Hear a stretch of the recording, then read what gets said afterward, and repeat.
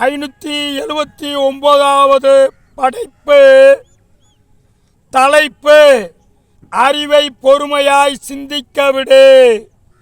யாரிடமும் அடிக்கடி கேட்காதே ஆலோசனை, அது குறைத்துவிடும் உன் மதிப்பினை. தட்டி எழுப்புடா உனக்குள்ள திறனை, அது சொல்லும் உனக்கான விடையினை. எதுடா உனக்கான தடை, முதலில் அதை உடை, பிறகும் புரியும்பார் உன் நிலை. அதன் பொருட்டு நடத்து வாழ்வினை. உன் சுய சிந்தனைகள் முடங்கிவிட்டால் சமூகம் உன்னில் கெட்ட சிந்தனைகளே தொடங்கிவிடும்.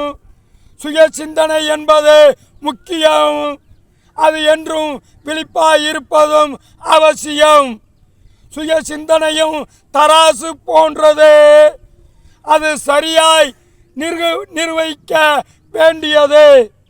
சுய சிந்தனை அறிவுக்கும் தூண்டுகோல்.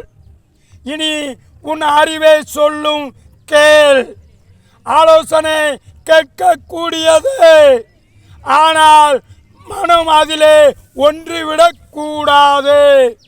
ஆத்திரம் கொள்வதை மறந்துவிடு. இனி அறிவை பொறுமையாய் சிந்திக்க விடு. ஆத்திரம் கொள்வதை மறந்துவிடு.